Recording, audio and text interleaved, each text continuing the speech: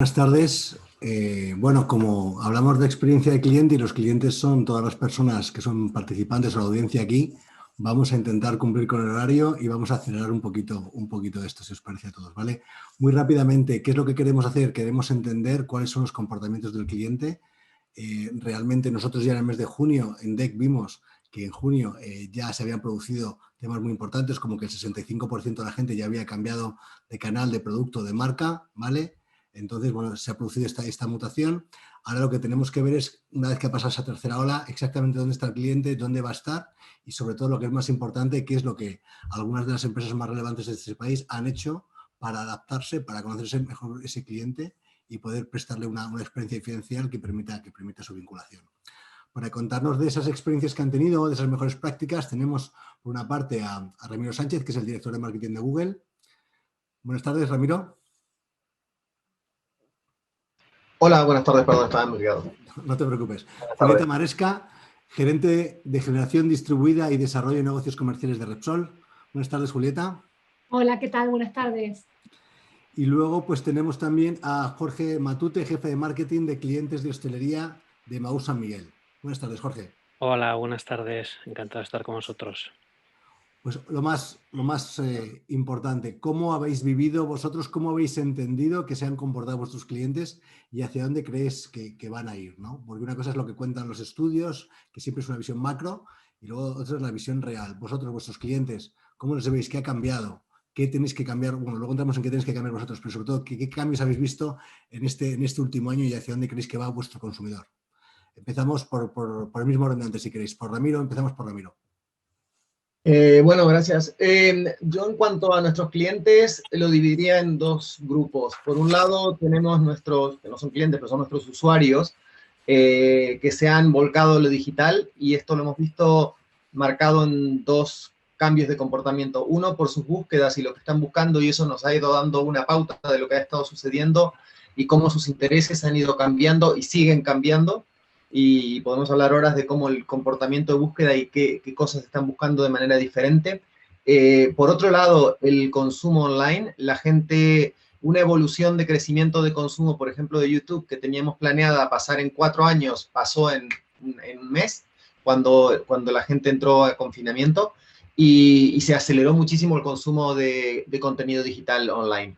Por otro lado, tenemos nuestros clientes corporativos y son todos nuestros clientes de los servicios de cloud, los cuales tuvieron que acelerar su digitalización a una velocidad tremenda, porque muchos de ellos no estaban, y eso es mayormente también en Europa, muchos de ellos no estaban listos para la descentralización que este nuevo entorno de pandemia exigió. No solo por descentralización de enviar a sus empleados a trabajar desde las casas, para lo cual exigía una infraestructura, unos servicios de cloud, unos sistemas de ciberseguridad que pudieran permitir que esto suceda, y las empresas, muchas de ellas no estaban listas, otras sí, y esto hizo una aceleración de este proceso, pero también de cómo interactuar estas empresas con sus clientes. El patrón de consumo cambió de lo físico a lo digital, como ya sabemos, y esto también exigió que muchas empresas se tuvieran que precipitar su digitalización. Lo que pasó con esto, o lo que va a pasar ahora con esto, yo creo que lo interesante es, todas estas empresas están digitalizadas y que este proceso va a continuar, están recogiendo gran cantidad de datos y de información, que ahora habrá que ver cómo se usa y cómo se utiliza todo esto para seguir viendo cómo sigue la evolución. Pero yo diría, por un lado, el consumo online cambió tremendamente, el volumen de consumo, no solo el tipo de consumo, pero el volumen, y eso lo hemos visto, por ejemplo, el crecimiento de YouTube, y por otro lado, nuestros clientes corporativos migrando a servicios de cloud, a servicios cloud, lo cual también ha hecho un cambio en sus hábitos de trabajo, etcétera, demandado por la pandemia. No sé si... Ramiro, muchas gracias, Ramiro. Jorge, el tema de la hostelería, ese sector que tanto queremos y que tan mal lo ha pasado, ¿cómo ha sufrido, cómo ha vivido y cómo está cambiando los hábitos y costumbres de ese sector? Pues la verdad que la hostelería, como sabéis bien todos, ha sufrido la pandemia con un impacto enorme, de la noche a la mañana, y ha pasado como por varios momentos, ¿no? La hostelería ha pasado por un momento en marzo del año pasado de shock, de parálisis, de incertidumbre. Luego, en el momento de confinamiento, con el mercado parado y con toda la hostelería parada, pues también ha habido un momento bueno, de superación de ese shock, pero sobre todo de desinformación, de tensión financiera, porque los clientes seguían incurriendo en gastos, pero no tenían ingresos. Y luego ya con la vuelta al desconfinamiento y a la nueva normalidad, pues búsqueda de otra vez volver a la actividad, de poder tener sus locales con la higiene y con las medidas de seguridad adecuadas, por lo tanto, mucha adaptación a las nuevas regulaciones que salían cada semana. Y luego búsqueda en último instante de nuevas formas de hacer negocio. Un ejemplo claro aquí ha sido el gran auge del delivery. El delivery y el takeaway venían con un crecimiento importante, quizá en los segmentos más de cadenas y de comida rápida, pero ha sido algo que, debido a las circunstancias, ha sido una herramienta que los hosteleros han entendido que tienen que trabajar muchísimo. Y conectado con lo que decía Ramiro, la digitalización. Desde ese código QR que ya está en todos lados por un tema de regulación, a la planificación. Los consumidores tenían que acudir a la hostelería con una planificación mucho mayor de los momentos esporádicos que a lo mejor se bebía en nuestro sector, en nuestro país, y eso potencia muchísimo herramientas de movilidad, de reservas y todo el delivery que he comentado antes. La hostelería en bloque. Luego hay la hostelería nocturna que sigue todavía con un gran impacto, y luego hay otros clientes que quizá venían ya siendo clientes muy profesionalizados, como la alta restauración, que incluso han encontrado oportunidades en esta situación, ¿no? Pero Bueno, gran pues impacto. vemos luego las oportunidades que seguro que las hay. Julieta, cuéntanos, por favor, vosotros, ¿cómo habéis visto a vuestros clientes? ¿Qué tipo de cambios ha habido en su comportamiento y en su demanda? Realmente nosotros en Repsol tuvimos que correr mucho a nivel digital porque teníamos que mantener nuestro nivel de servicio. Sabemos que el COVID ha acelerado muchas realizaciones tecnológicas y empujó también a la organización a plantear nuevas formas de relacionarnos con los clientes. Entonces, el esfuerzo a nivel tecnología fue muy, muy elevado. Algunos parámetros, por ejemplo, las ventas telefónicas en servicios como son la luz y el gas de Repsol se incrementaron porque el cliente estaba en casa. Entonces, podíamos hacerle una propuesta y los ratios de contactabilidad crecieron muchos. Realmente, este efecto sabemos que es temporal. Y por otro lado, ha bajado muchísimo la movilidad, claramente. Esto se notó mucho en todo lo que son los tipos de energía de la movilidad y han caído las ventas, pero sin embargo creció mucho la utilización de Wilet. Wilet es una aplicación de movilidad que tenemos en Repsol, es una plataforma de pago que se utiliza en las tiendas de Repsol y también en otros comercios, y por ende el usuario empezó a utilizar Wilet porque era una forma también de dar seguridad, porque era un pago sin contacto que poníamos a disposición, y realmente se ha incrementado muchísimo hasta superar los 2 millones de usuarios en Wilet. Por otro lado, tema eléctrico. La demanda eléctrica disminuyó claramente, hubo una fuerte caída de la demanda eléctrica. Sin embargo, cuando se trata de generación de electricidad, el primer encierro provocó un cambio positivo porque la energía de bajas emisiones estaba en crecimiento. Un informe de Accenture del año pasado, a fines del año pasado, anunciaba que el 60% de los consumidores han vuelto a ser más conscientes del cambio climático a raíz del COVID también, y esto lo hemos visto también representado en algunos de nuestros productos de autoconsumo, Solar, Solify, Solmatch, que son autoconsumo, que el cliente empezó a estar más interesado, más partícipe de estas nuevas formas. Entonces, nuestros consumidores, nuestros clientes y la misma empresa, acompañando este cambio, fue creciendo. Es que hemos aprendido juntos a desenvolvernos nuevamente con el cliente. De hecho, por ejemplo, aunque veamos temas tan restrictivos como es la propia congelación de la demanda o la preocupación que tienen los clientes por revisar cuáles son, digamos, sus facturas o sus gastos y el cambio de esos gastos en distintas categorías, yo sé, por ejemplo, en el caso de Repsol ha aprovechado esto para hacer una campaña bastante, digamos, agresiva, en el buen sentido de la palabra, una agresiva comercialmente sobre todo el tema de luz y gas. haciendo una campaña de, entre comillas, de robo de clientes a otros competidores y ofreciendo unas mejores condiciones con unas características más relevantes para el cliente, aprovechando que el cliente era más consciente de estos gastos que en otras ocasiones, en otros momentos de la vida, en otros ciclos de la economía, pues la gente no es tan consciente de este gasto. Jorge, como ya estamos entrando un poco en qué es lo que han hecho las compañías, nos contabas tú un poco qué es lo que había ocurrido en el mundo de la hostelería.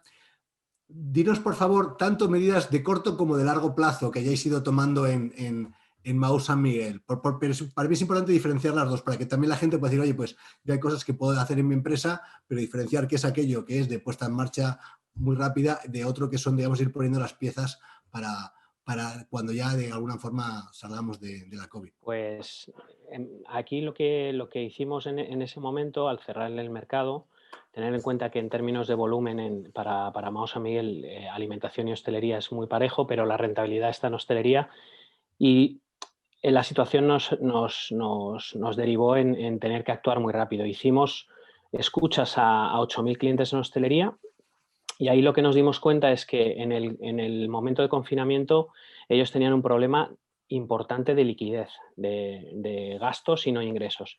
Aquí hicimos, por ejemplo, pues en equipo dinámicas muy ágiles lanzamos una plataforma de crowdfunding porque vimos que nosotros no éramos, hasta que no abriese el mercado de nuevo, no íbamos a ser capaces de activar el consumo de los consumidores, pero pusimos una plataforma que se llama Ahora Más que Nunca para que los propios consumidores precomprasen bonos de consumo en hostelería y ellos pudiesen encontrar liquidez en ese momento, ¿no?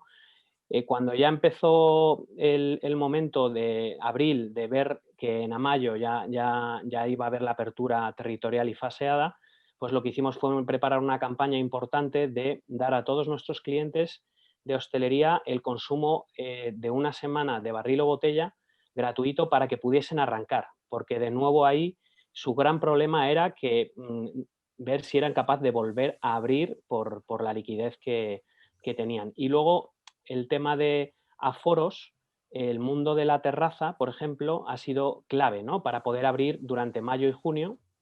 Y aquí no todo el mundo tenía a disposición de una terraza y aquí ayudamos con las diferentes asociaciones de hostelería a poder dar la habilidad de ampliar esas zonas y que clientes que no tengan licencia las pudiesen tener. Y por otro lado, reinvertimos una apuesta importante millonaria en esas terrazas que cada año hacemos, pero que este año pues ampliamos para que los hosteleros pudiesen abrir, básicamente. En el medio plazo, lo que hemos ido viendo es la digitalización. Pues bueno, ahí hemos hecho acuerdos de todo tipo durante el confinamiento, acuerdos con gente para la formación.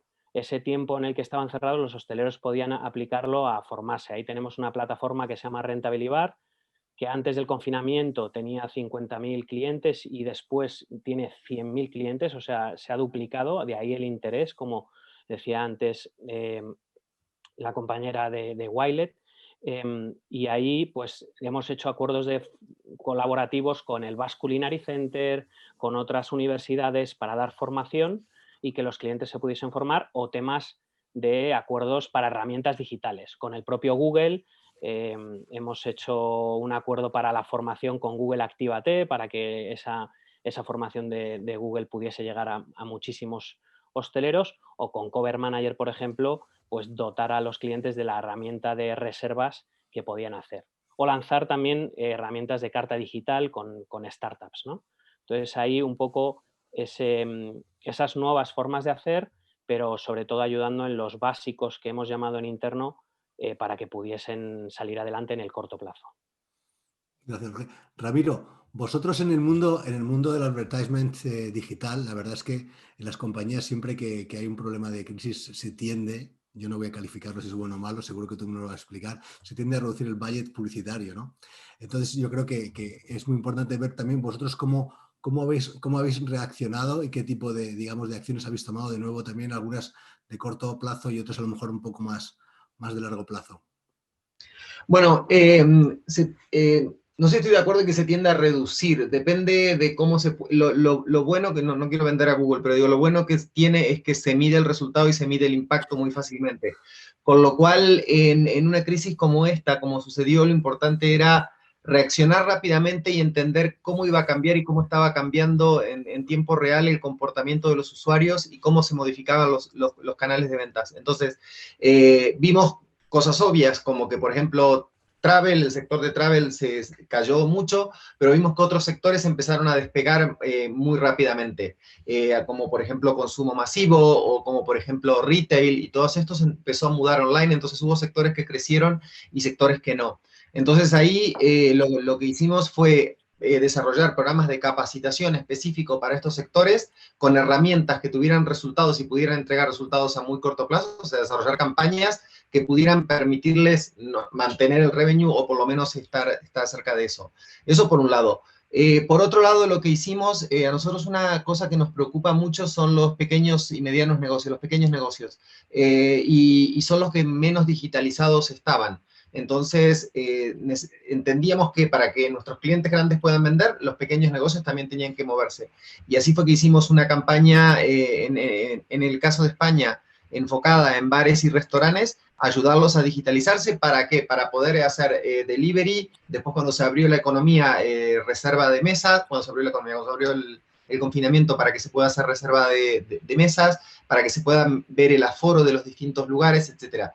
Y lo otro que nos enteramos también fue que toda esta gente no tenía capacitación, así que hubo que hacer toda una capacitación, que fue lo que hicimos en asociación con Mau y también con Schweppes, para capacitar a bares y restaurantes para digitalizarse y aparecer, concretamente es aparecer en Google Maps y todo ese tipo de cosas. Eso por un lado. Por otro lado fue ponernos del lado de la educación y ayudar a todas las... porque a los educadores y a los colegios a que utilicen nuestras herramientas, porque fue algo que sucedió de la noche a la mañana y no estaban preparadas para que esto suceda. Entonces, fue un trabajo muy vertiginoso para ayudar a que la educación continúe funcionando, porque ahí creemos que estaba nuestra responsabilidad social y éramos de los que podíamos aportar mucho en ese caso.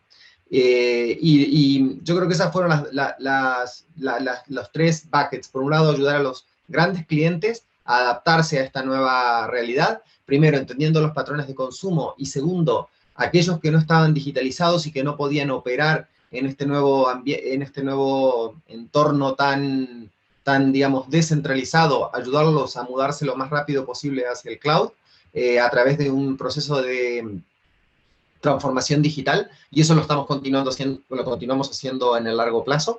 Segundo, digitalizar rápidamente a bares y restaurantes, y ahora estamos haciendo lo mismo con otros retailers, para que puedan absorber ese consumo, porque básicamente lo que pasó fue que un consumo que antes sucedía en bares y restaurantes pasó al supermercado y se fue de los bares y restaurantes. Entonces, cómo a través de delivery y a través de otras herramientas podíamos volver a ayudar a los bares y restaurantes. Y tercero, toda nuestra misión social, que era ayudar a la educación, capacitar a la gente para que adopte nuevas tecnologías y para que se sume a este onboarding digital. Y como todo se digitalizó, surgió un problema nuevo, un problema que antes no se le daba tanta importancia, y el problema este era de la ciberseguridad. O sea, todos estos pequeños negocios que de golpe se tuvieron que digitalizar, de golpe empezaron a tener ataques y empezaron a tener problemas de ciberseguridad. Con lo cual también hubo una campaña, y que seguimos haciendo ahora, y es una de nuestras iniciativas más importantes de este año, de ciberseguridad y de cómo mantener un negocio online de manera segura. Con lo cual, digamos que creo que fueron los tres canales. A corto plazo, ayudar en el revenue, y a largo plazo, ayudar a sanar los problemas que van a surgir, como seguridad o como problemas de adopción de servicios de cloud, para poder continuar operando en este nuevo mercado.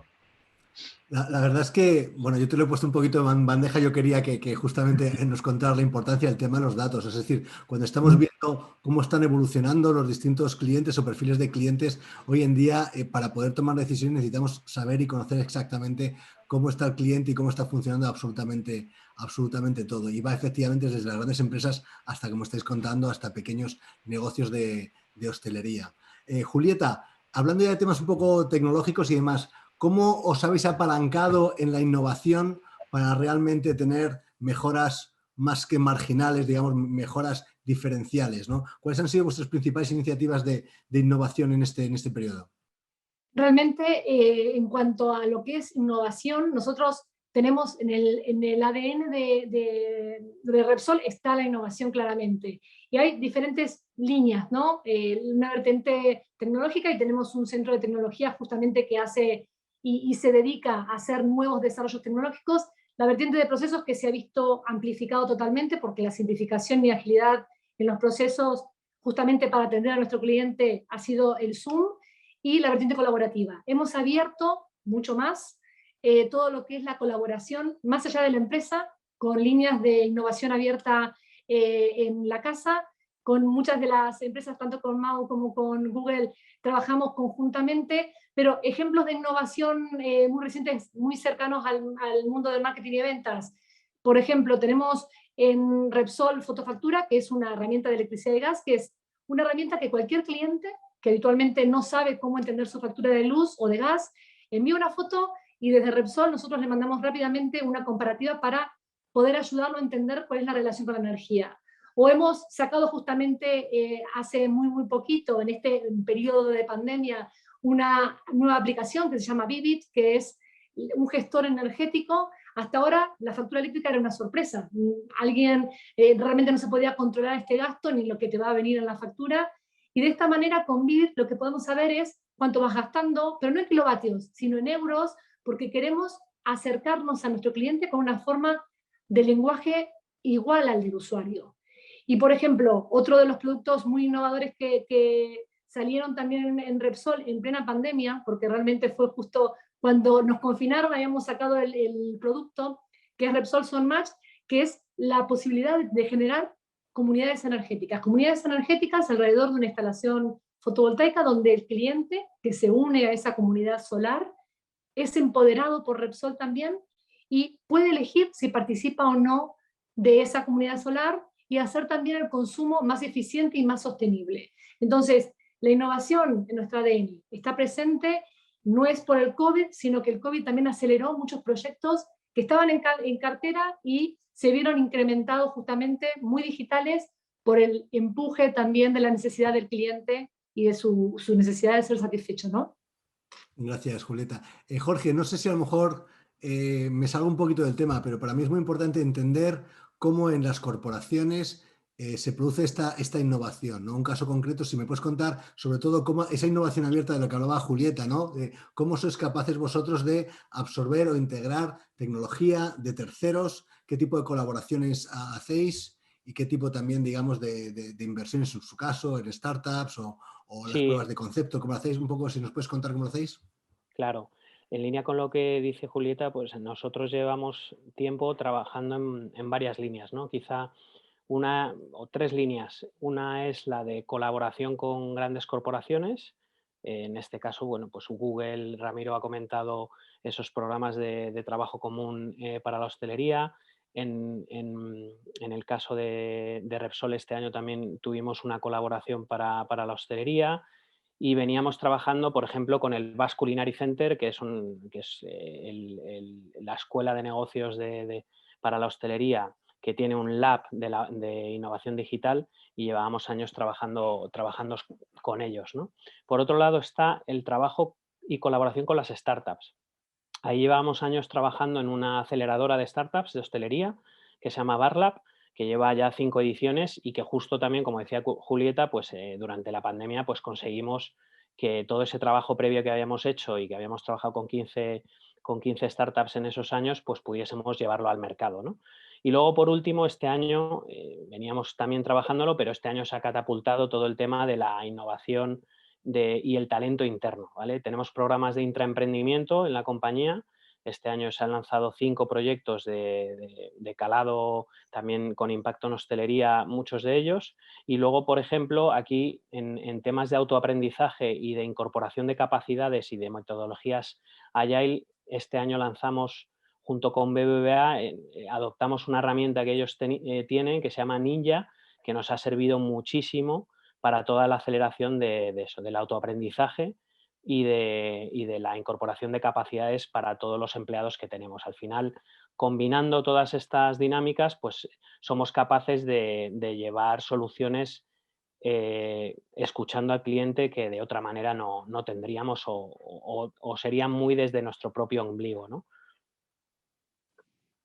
Perfecto. Bueno, yo sé que si hay temas de tecnología e innovación tenemos que hablar con Google. Ya nos has comentado algunas cosas, Ramiro, pero no sé si nos puedes explicar un poco más o algunos otros ejemplos de cómo vosotros, por una parte, colaboráis con corporaciones, pero también con otra, colaboráis con startups que hay disponibles en el mercado.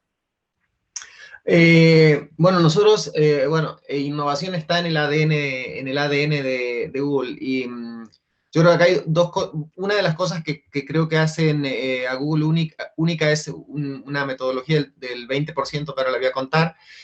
Por el otro lado, para colaboración con startups, tenemos a Campus, que es donde Campus, que hay uno en Madrid, hay 5 o 6 alrededor del mundo, uno de ellos está en Madrid, y es básicamente un lugar donde cualquier startup puede ir y trabajar y tiene un espacio de trabajo gratuito. Bueno, en este momento esto no funciona, pero sí tiene acceso a todas las herramientas de Google y tiene acceso a mentorship y acceso a un montón de herramientas y support para empezar a desarrollar el negocio.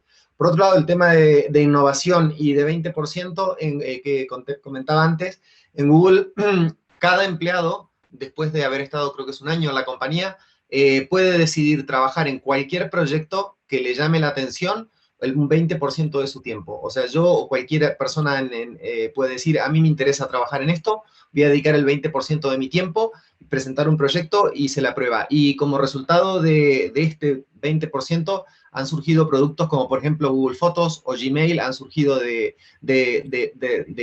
proyectos así. Y mismo Actívate, que es nuestro programa de Digital Skills, que ahora que ha entrenado en España alrededor de 600.000 personas desde que existe, este programa surgió como un 20% de una persona que estaba en el equipo de marketing antes que yo llegara, que se le ocurrió, porque cuando empezó el problema del desempleo en España en la crisis anterior, se empezó a ver entre que nuestras agencias nos decían que no conseguían gente capacitada y por otro lado veíamos una gran cantidad de jóvenes desempleados, nos vimos en la obligación de estar en el medio y decimos, pero bueno, nosotros estamos aquí en el medio, podemos ayudar a capacitar a estos jóvenes y de paso le estamos dando recursos a estas agencias para que contraten.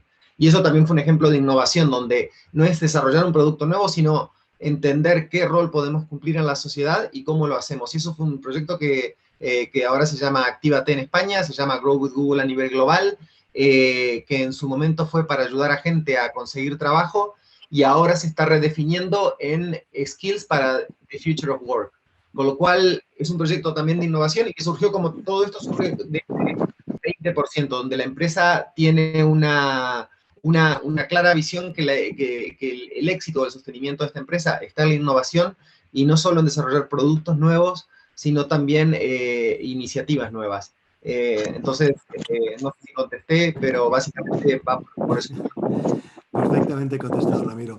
Este mensaje va para toda la audiencia. Si queréis ir poniendo algunas preguntas que pueden ser de carácter general o específica para alguno de los ponentes que está aquí o de los que han participado antes, tanto Ramón, David, Julieta, Jorge, Ramiro. Mientras vais poniendo esas preguntas en el chat y les voy a intentar ir gestionando yo con las personas que están aquí de ponentes. Vamos a cerrar lo que es la propia mesa redonda con una pregunta que es la misma para los tres y es, después de todo lo que habéis visto, lo que habéis aprendido, aunque vais a seguir aprendiendo mucho, me gustaría que cada uno de vosotros me dijerais las 3 recetas, hablando de tema culinario que está hablando Jorge, ¿cuáles serían las 3 recetas que vosotros pensáis que serían de aplicación genérica a la mayoría de los sectores y empresas? ¿En qué 3 temas creéis que deberían enfocarse para poder ir teniendo una ruta de ingresos más sostenible a lo largo del tiempo? Y empezamos, por ejemplo, pues por Jorge, si queréis. Gracias. Yo hablaría de escucha a clientes, todo lo que sea acelerar la escucha a los clientes. En nuestro caso, pues este año pasado pudimos escuchar al 12% de nuestros clientes, pero todavía queda muchísimo para llegar a acelerar esa escucha. Es clave. Todo lo que nos diga, como comentaba Ramón al principio, un cliente, tienes el camino hecho. La digitalización, clave. En nuestro caso, el sector de la hostelería tenía ese debe y en parte por todo lo que ha pasado se va a ir incorporando y se ha acelerado muchísimo y vendrá un camino en ese sentido al alza. Y yo os diría también que todo lo que tiene que ver con la innovación abierta, con la colaboración, es clave. O sea, no vamos a poder entregar soluciones y valor al cliente si no somos capaces de abrirnos a otras empresas, incluso la llamada competición, ¿no? De alianzas con posibles competidores no naturales, va a ser clave en todos estos años que vienen. Nos quedamos con los 3 temas, la escucha, la digitalización y la innovación abierta. Julieta, tus recetas mágicas. Voy a repetir, pero creo que es importante. La digitalización de productos y servicios, como decía Jorge antes, la tecnología permite esta visión cross-funcional para la empresa y para el cliente, fundamental. En Repsol hemos lanzado en movilidad Wilet, en el hogar Vivit, justamente como un gestor energético. Lo primero. Lo segundo, siempre entender al cliente, entenderlo para darle lo que necesita, cuándo lo necesita y dónde lo necesita. Y para esto hay 2 puntos claves. Datos, mayor conocimiento y personalización es imprescindible, y agilidad y time to market. Este año nosotros pudimos lanzar Call and Collect en las estaciones de servicio, acuerdos con Deliveroo y Globo, que no hubieran sido naturales también en nuestro roadmap, y sin embargo ahí estuvimos, y fundamentalmente medir y medir y medir. Y por último, incrementar el engagement del cliente, con el cliente, porque este entorno de infidelidad lo requiere. Entonces, necesitamos crear esas acciones de engagement, fomentando el uso de nuevos canales, creando y sorprendiendo al cliente en acciones free cost, por ejemplo, contar con soluciones que lo empoderen como consumidor, y fundamentalmente también contar con un programa loyalty potente y que permita al cliente beneficiarse de todos y cada uno de los puntos de relación que tenga con las empresas. Esos serían las 3 recetas que podría compartir con vosotros. Muchas gracias, Julieta. Ramiro, tus 3 recetas, por favor.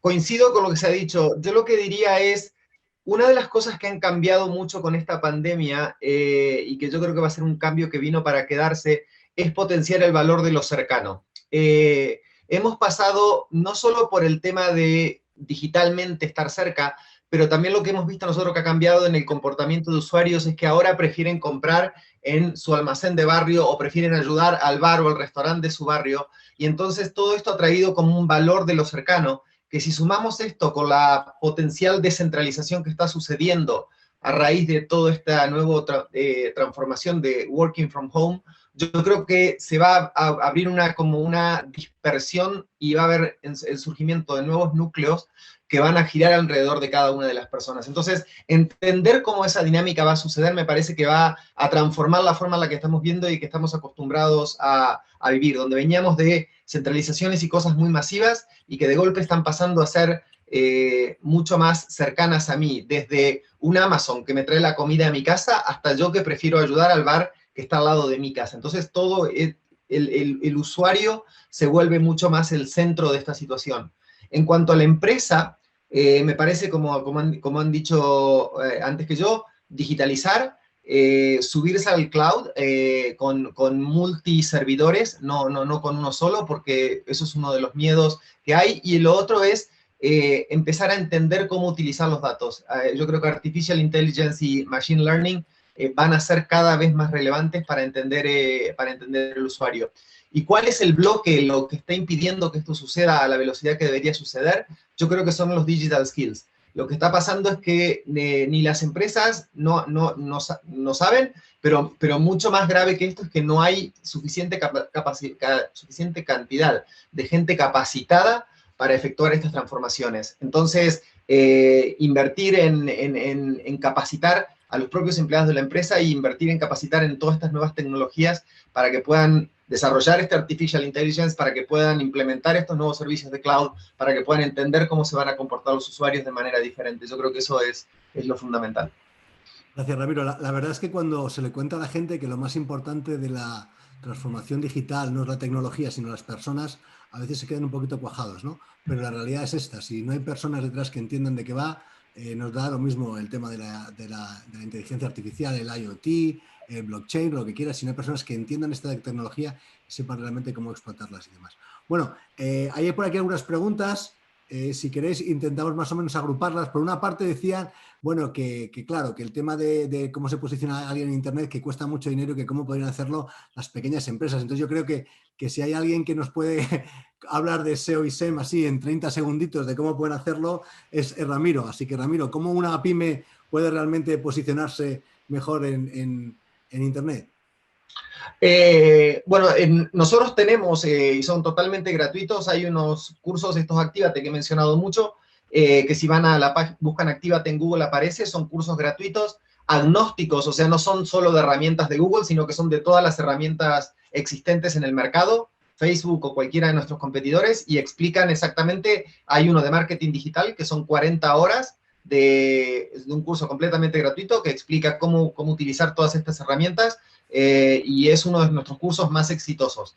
De hecho, lo hace mucha gente que está buscando trabajo y también lo hace mucha gente de pequeños negocios. Eso es lo primero. Segundo, utilizar Google Maps. Una de las cosas que nos dimos cuenta cuando empezó esta pandemia es que un porcentaje muy, muy bajo, por ejemplo, en el caso de bares y restaurantes, tenían las horas correctas, el horario de atención correcto, o tenían el número de teléfono correcto, o datos correctos en Google Maps, que es lo que la gente utiliza para ir a buscar para buscar dónde comprar, hacer sus compras hoy.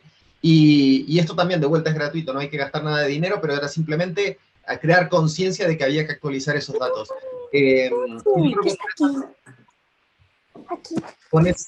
Con esas dos cosas, entre capacitación, me repito, buscar Actívate, y ahí hay cursos gratuitos que son totalmente agnósticos de marca, o sea que dan herramientas para Google, Facebook, etcétera. Y por otro lado, utilizar Google Maps, etcétera, y otras herramientas gratuitas que hay para establecer una identidad digital. Está claro, Ramiro. Aquí hay un par de días sobre el tema de la voz del cliente. Esta me vas a permitir que, aunque habla de ello Jorge, le voy a responder yo. A ver, dice, no se hacía antes, pero antes no escuchábamos al cliente. Bueno, es que la vida evoluciona y es que eso se hacía en el siglo pasado, que es que hace poco era el siglo pasado. Entonces hay muchos mecanismos de medir el NPS, de medir las emociones de las personas, de crear determinadas foros que tengas y distintas formas, tanto cuantitativas como cualitativas, de tener ese contacto y ese conocimiento del cliente sin atosigarle y sin que cada vez que le llamemos por teléfono le tengamos que pedir el feedback. Hay maneras muchísimo más creativas, menos invasivas, pero esto nos llevaría a algún que otro workshop adicional. Yo solamente digo que, no sé, si queréis, en DEC a veces hacemos cosas de estas sobre el tema de la voz del cliente, pero hay un montón de metodologías y de contenido al respecto, ¿no? No sé si Jorge quieres añadir algo. No, totalmente de acuerdo. La escucha siempre ha estado ahí. El equipo comercial, que es el equipo que está de frente a los clientes, escucha todos los días. La clave es, en la era del dato, cómo escuchamos de manera global, cómo interpretamos esos datos y cómo, aparte del día a día y el contacto que un cliente pueda tener con su gestor comercial, en este caso en hostelería, un cliente se sienta escuchado y luego, una vez que escuchas, que cambies las cosas. Escuchar y no hacer nada es contraproducente también, ¿no? Entonces, se trata de ir potenciando eso. A día de hoy existen herramientas también, como decía Ramiro, que están al acceso de todos, para cualquier pequeña empresa también, para escuchar, y es un tema de foco y de saber escuchar y de implementar esas herramientas que casi son gratuitas para poder iniciarse. Muchas gracias. Julieta, tenemos una pregunta específica para ti, que además es súper fácil, o sea, ¿cómo conseguir mayor engagement con el cliente? Así, a ver si eres capaz en 30 segundos explicárselo. En realidad nos hemos dado cuenta que, y esto no es ninguna ciencia, que menos es más, ¿no? Hoy por hoy el cliente lo quiere sencillo y lo quiere rápido, principalmente. La digitalización, fundamental. ¿Qué hemos aprendido en este tiempo? A conducir a nuestros clientes hacia transacciones remotas o digitales. Hubo muchos de nuestros clientes, y lo sigue habiendo por supuesto, que nunca en su vida habían hecho una transacción digital. Entonces, de a poco se están convirtiendo también en heavy users digitales. porque la empresa, y no solamente Repsol, las empresas lo llevan hacia lo digital. Y algo importante, el engagement también lo podemos lograr porque hemos aprendido a combinar este mundo on y off de forma equilibrada, buscando la satisfacción del cliente. Lo de la voz del cliente que tanto decían los Jorge recién, ¿no? Fundamental, nosotros tenemos que oír al cliente, saber qué necesita para estar con él y poder acompañarlo en sus necesidades principalmente. Entonces, esta valoración, por ejemplo, de los touch free o de pagos con móviles, que ya estaba, se ha potenciado y creo que eso también mejora el engagement de nuestros clientes. Yo me atrevería aquí a recomendar un libro que se llama La experiencia de cliente rentable. Lo podéis comprar en Amazon, ¿vale? Es un manual que explica cuál es la onda del cliente y las distintas fases que tiene y, bueno, para llegar al final a tener un engagement con el cliente que además sea rentable, que es lo importante, ¿no? Aquí hay una pregunta de Luis Florio, que dice, ¿dónde nace la infidelidad del cliente? Pues yo también me voy a atrever a responder. Y me vais a entender todos aquellos que tengáis hijos o hijas adolescentes. ¿De dónde nace ese conflicto con tu hijo, no? Pues porque llega un momento que las hormonas cambian, su entorno cambia, sus necesidades cambian y tú sigues pensando que hay que tratarle igual que antes. Y entonces tu hijo se revela y no es que no te quiera, simplemente tiene otras necesidades y percibe la vida de una forma distinta a como la percibía cuando tenía 12 años, cuando tiene 14 o tiene 15. Esto es exactamente lo mismo que pasa al cliente. El cliente no es una infidelidad desde el punto de vista negativo, no es que no, simplemente es que el cliente necesita otras cosas. Ahora mismo tiene un problema emocional muy grande, está sufriendo durante 1 año y medio, ha tenido que reducir sus gastos, ha tenido que adaptarse a nuevas formas de compra, a nuevas formas de vida y lo único que necesita es tranquilidad, que le hagamos las cosas fáciles, que le contemos las cosas de una manera muy sencilla, darle mucha oferta para que pueda elegir y tenga el producto que quiera de una manera rápida. Y si seguimos prestándole la ayuda o el servicio y las comunicaciones son iguales que antes de la pandemia, pues tendremos un cliente, entre comillas, infiel y adolescente al que no entendemos y quien llega un momento que se irá con otras personas porque nosotros no lo entendemos. Es un mismo concepto, la culpa no es de nadie, simplemente este cliente evoluciona y lo que ha producido esta pandemia es bueno, un torbellino de hormonas en el cliente por seguir un poco con la similitud de la adolescencia.